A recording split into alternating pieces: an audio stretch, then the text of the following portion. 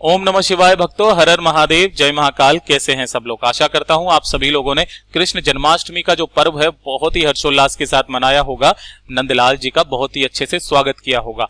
अगर आपके जीवन में घबराहट होने लगती है, कुछ भी ऐसी वक्त आ जाता है कि आपको अचानक से घबराहट होने लगती है, आपको कोई डर सताने लगता है, डरावने सपने आते हैं, आपकी कुंडली में अगर किसी भी तरीके का कोई दोष है, चाहे वो काल सर्प दोष हो, चाहे किसी भी तरीके का दोष हो, या फिर आपके घर में किसी न किसी तरीके का कोई दोष है जिसकी वजह से घर में लड़ाई झगड़े होते रहते हैं, किसी की तरक्की नहीं होती है, काफी सारी परेशानियां आपके घर में लगी हुई है, तो छोटा सा उपाय करना, मात्र आपको इस मिट्टी को अपने घर में चुपचाप डाल देना होगा।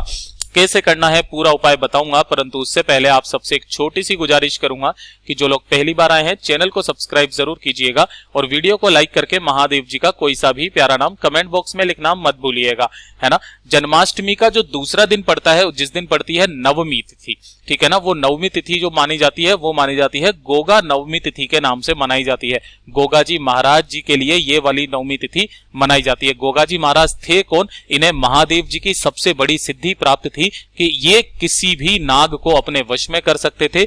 ये सिद्धों के शिरोमणि होंगे, साथ ही साथ बहुत ही पराक्रमी आदमी थे, ठीक है ना, जिन्हें देवता के रूप में राजस्थान में, साथ ही साथ इंदौर में, मध्य प्रदेश में भी पूजा जाता है। महादेव जी के आशीर्वाद से आज भी इनकी सेवा छोटे छोटे गांवों में की जाती है। बहुत सारे लोग गोगा जी के नाम को जानते होंगे, इनसे प्रचलित एक कथा भी है, आपको वो सुनाने की इजाजत चाहूंगा। देखिए, कथा जो लोग सुन लेते हैं ना, वो यकीन मानिए कथा से ही आप पता कर सकते हैं कि ये कितने बड़े महान आदमी थे, कितने बड़े देवता थे जिनके ऊपर महादेव जी का हाथ था। उसके बाद में हम बात करेंगे कि ऐसा कौन सा उपाय है जिसकी वजह से आपकी सारी की सारी मनोकामनाएं पूरी होगी, सारे ग्रह दोष खत्म होंगे, घबराहट दूर होगी, लगने वाला डर खत्म होगा और सारे के सारे दोष की नाश होगा, ठीक है। देखिए, ध्यान से सुनना, समझने की कोशिश करना। ये जो कथा है बहुत ही अद्भुत है।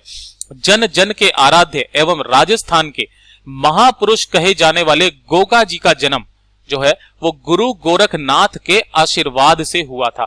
गुरु गोरखनाथ जी जो थे वो महादेव जी के बहुत ही बड़े भक्त थे। गोगा जी की मां जो जिनका नाम था बाछल देवी, वो निसंतान थी। संतान प्राप्ति के सभी प्रयत्न करने के बाद भी उनको कोई संतान प्राप्त नहीं हुई। तो एक बार गुरु गोरखनाथ बाछल देवी के राज्य में गोगा मेडी पर तपस्या करने आए थे, ठीक है। तो बाछल देवी उनकी शरण में गई तथा गोरखनाथ जी से उन्होंने याचना करी, तो गोरखनाथ जी ने उनको पुत्र प्राप्ति का वरदान दिया और वरदान के साथ में एक गूगल नाम का अभिमंत्रित किया हुआ फल भी उन्हें प्रसाद के रूप में दे दिया और ये कहा कि जो भी आपके पुत्र होगा, ये आशीर्वाद के रूप में उन्होंने दिया कि उनका पुत्र वीर होगा, नागों को वश में करने वाला होगा, महादेव जी की सिद्धि उनको प्राप्त होगी, साथ ही साथ सिद्धों के शिरोमणि भी होंगे। और इस प्रकार रानी बाछल देवी को पुत्र रत्न की प्राप्ति हुई, जिसका नाम गुग्गा रखा गया और आगे चल करके उन्हीं का नाम गोगा हो गया, है ना। और गोगा नवमी के तिथि के दिन गोगा जी की जो एक कहानी है वो बहुत ही ज्यादा प्रचलित है, आप जरूर सुनिएगा। कितनी शक्ति थी इनके अंदर जो कि देव आदिदेव महादेव जी के सिर्फ स्मरण करने मात्र से ही आपको मिल जाती है। देखिए, गोगा नवमी की यह जो कहानी है बहुत ही ज्यादा प्रचलित है। लोक कथा के अनुसार जाहरवीर जो गोगा जी थे, उनका पूरा नाम था जाहरवीर गोगा जी, के विवाह के लिए राजा मालप की पुत्री सुरियल को पसंद किया गया था, परंतु राजा मालप ने अपनी बेटी का विवाह गोगा जी से करने से मना कर दिया।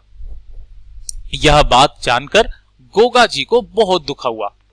तब गोगा जी ने यह बात अपने गुरु बाबा गोरक्षनाथ जो कि गोरखनाथ जी थे उनको कह दी।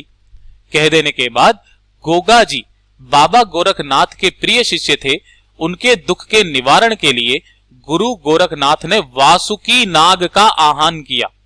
वासुकी नाग आप सबको पता है कौन थे, और उनसे कहा कि वो जाकर के राजा मालप की पुत्री सुरियल को डस ले।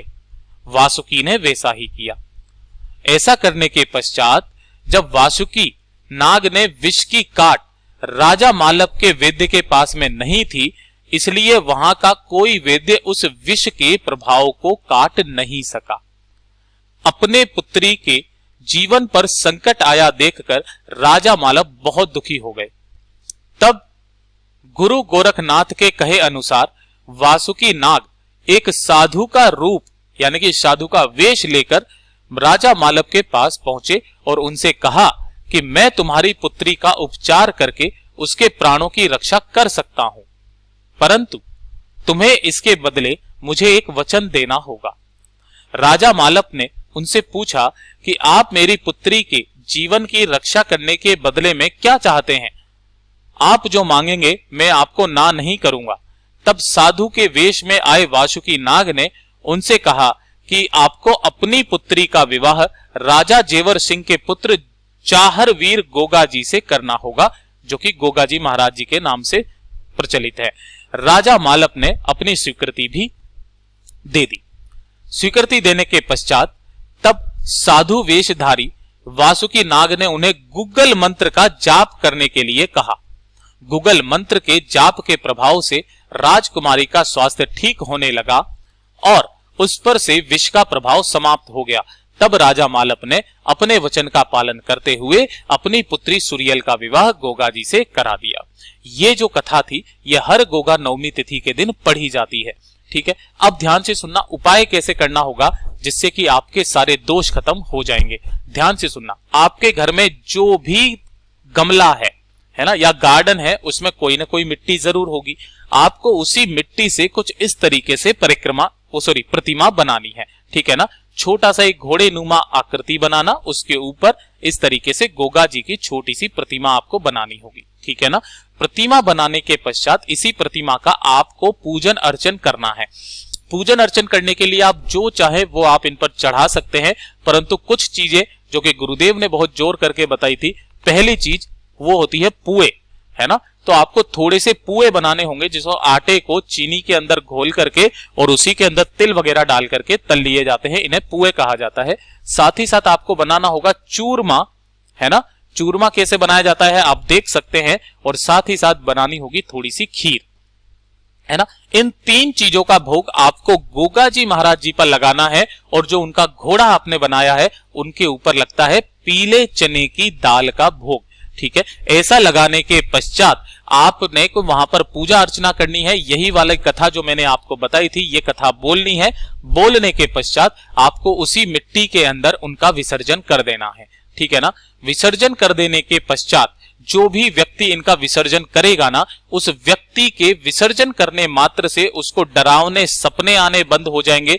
जो भी घबराहट वगैरह होती है ना, वो घबराहट होना बंद हो जाएगी, डर लगना बंद हो जाएगा। साथ ही साथ उसकी कुंडली में जो भी ग्रह दोष होंगे ना, काल सर्प दोष, चाहे किसी भी तरीके का दोष है, वो खत्म होगा। सबसे ज्यादा इस वाले उपाय को काल सर्प दोष के लिए किया जाता है। ठीक है, और उसके पश्चात जो भी मिट्टी है वहां की, है ना, वहीं से आपको थोड़ी सी मिट्टी लेनी है और उस मिट्टी को आपको अपने पूरे घर में थोड़ी थोड़ी सी छिड़क देनी है।